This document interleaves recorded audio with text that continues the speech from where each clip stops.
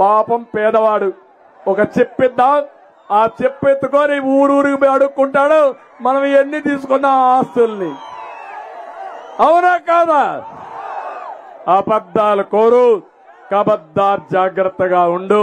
నువ్వు పేదవాడు కాదు, ఈ పేదవాళ్ళ రక్తం దాగే జలగవి.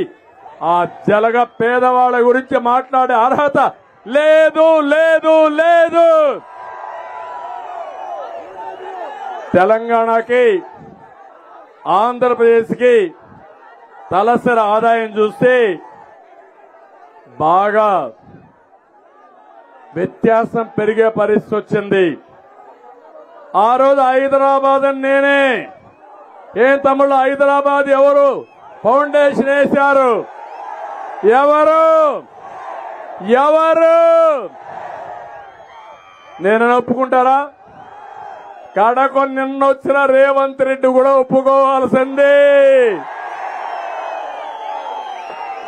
ఎవరైనా బుకాయిస్తే అది బుకాయింపు తప్ప ఆ పేటెంట్ హక్కు నా దగ్గర నుంచి ఎవడో లాగేసుకోలేడు. హైదరాబాద్ లో దారి నుండే ఒక వ్యక్తి ఎవరు ఈ హైటెక్ సిటీ కట్టాడంటే, ఎవరు ఈ అవుటర్ రింగ్ రోడ్ వేశాడంటే, ఎవరు ఈ ఎయిర్పోర్ట్ కట్టారంటే ఎవరు పేరు చెప్తారు? అది మన పేటెంట్ హక్కు.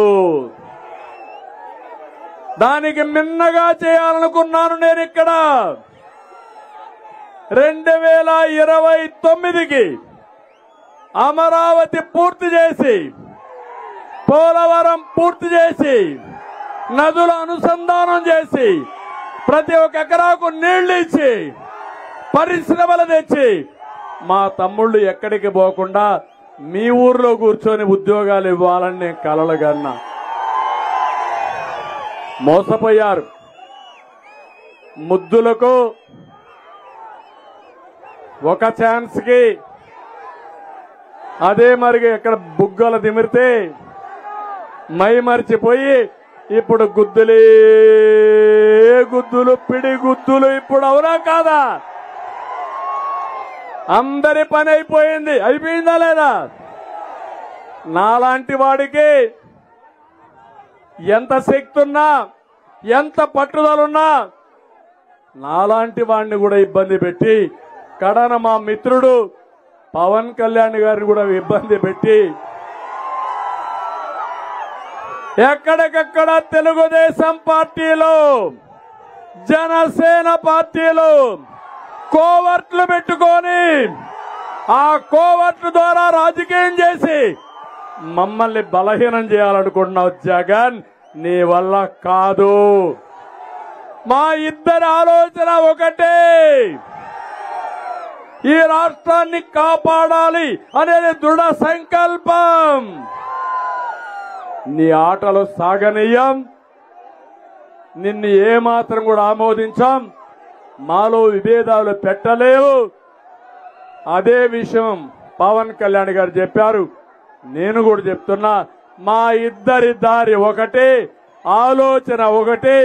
అదే 5 కోట్ల మంది గెలవాలి, సైకో జగన్ పోవాలి. మీరు సిద్ధమా అని మిమ్మల్ని అడుగుతున్నా. అందుకే తమ్ముళ్ళు, సంపద సృష్టిలో తెలిసిన వ్యక్తులు ఎవరని నేను అడుగుతున్నా.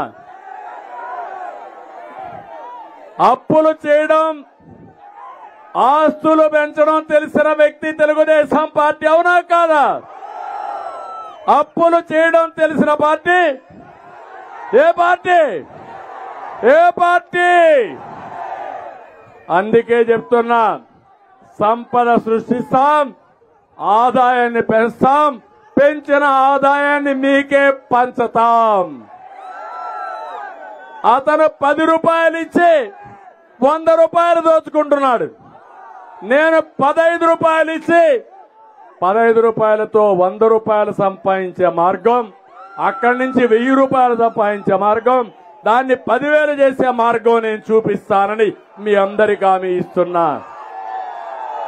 అందుకే సూపర్ 6 మా ఆడబిడ్డల కోసం. ఏమమ్మా, నేను జ్ఞాపకం ఉన్నానా మీకు? డాక్రా సంఘాలు ఎవరు పెట్టారు? తెలుగుదేశం ఉన్నా కాదా? పొదుపు ఉద్యమం ఎవరిచ్చారు మీకు? ఈరోజు రివాల్వింగ్ ఫండ్ ఎట్టొచ్చింది మీకు?